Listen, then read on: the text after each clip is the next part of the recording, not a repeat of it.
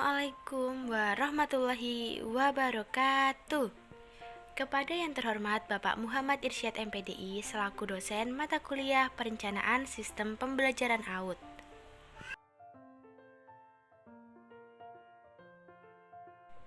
Pada kesempatan kali ini, saya Iza Lieva NIM 2419007 akan melakukan mini riset berupa wawancara kepada salah satu pendidik KB Mekarsari Kecamatan Bojong.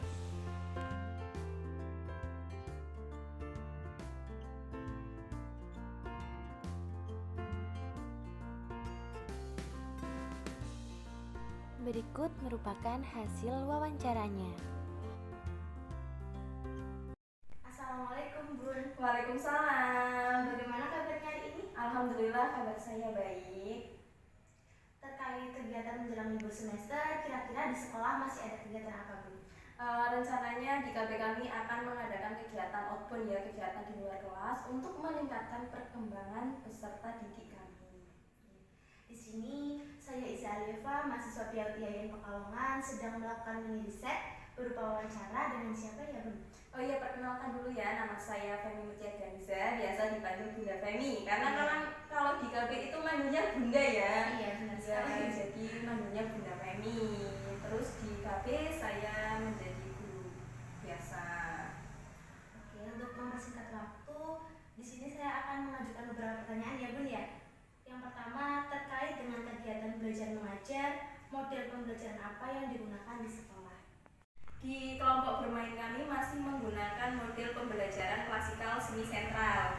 Kenapa sih di KB kami menggunakan model pembelajaran tersebut? Ya karena dirasa model pembelajaran tersebut itu dirasa sangat cocok ya dengan keadaan di lembaga kami seperti itu. Oke, baik. Selanjutnya, kapan perencanaan pembelajaran dibuat Bun?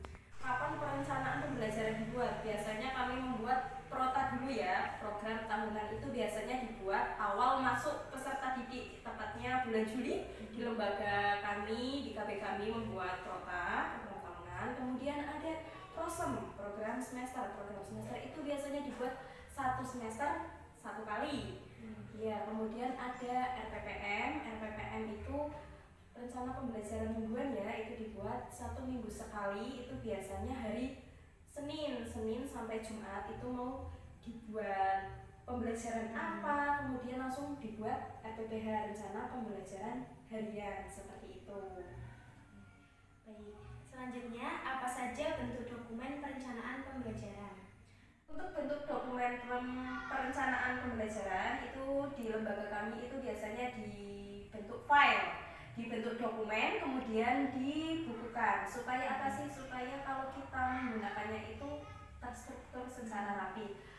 Untuk sistem administrasi juga itu kan biar bisa rapi ya, karena kan kalau terstruktur ditata itu kan dipandang juga enak seperti itu.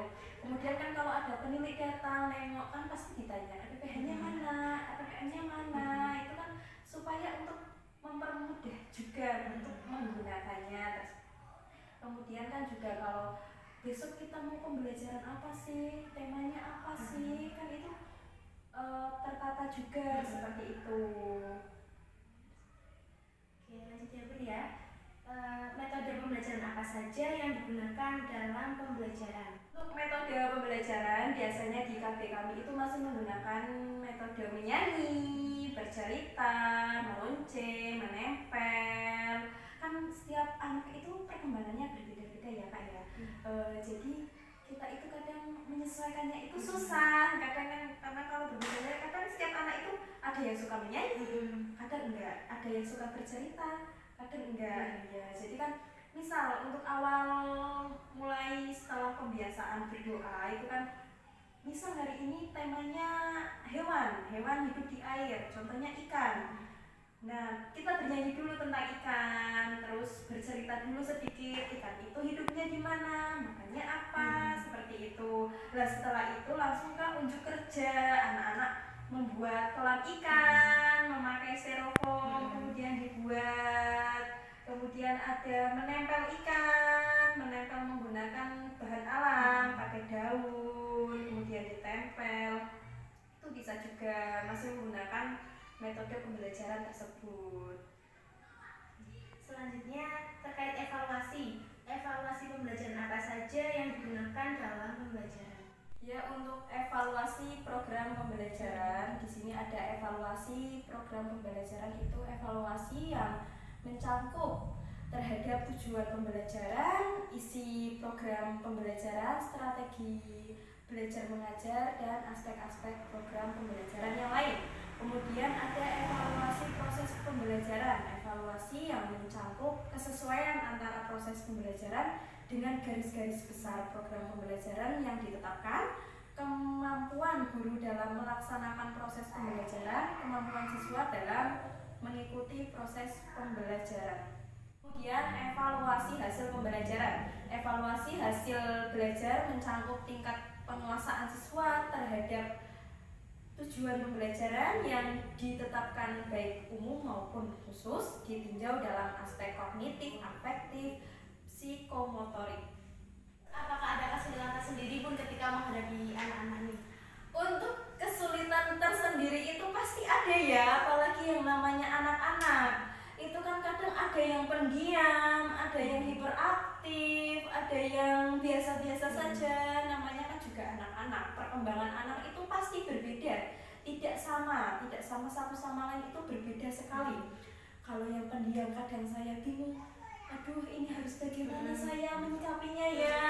Kalau yang hiperaktif itu sangat hiperaktif sekali, sampai-sampai temannya yang lagi diam pun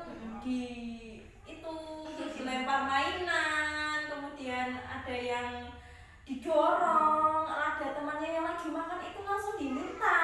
Itu juga ada, itu cara mengatasinya itu kadang saya harus bingung, harus bagaimana sih ini supaya mengatasi anak ini tuh bagaimana. Harus satu guru harus mengawasi satu siswa, sedangkan siswa di KP kami itu kan banyak, itu harus ada guru khusus untuk menghadapi siswa tersebut.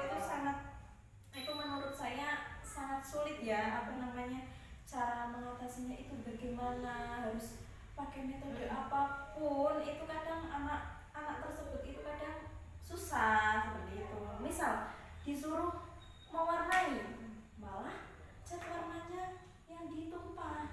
Kadang ada yang kertasnya dilipat-lipat buat kipasan, itu ada.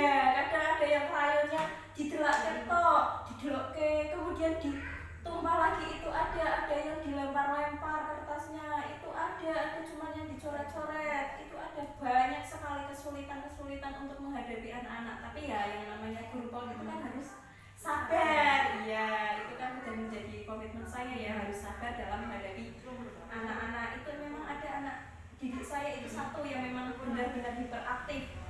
Untuk disuruh bernyanyi saja ya tidak mau dia. Misal ayo nyanyi ini, nggak mau, dia lari keluar sama teman-temannya, ngajak temennya keluar.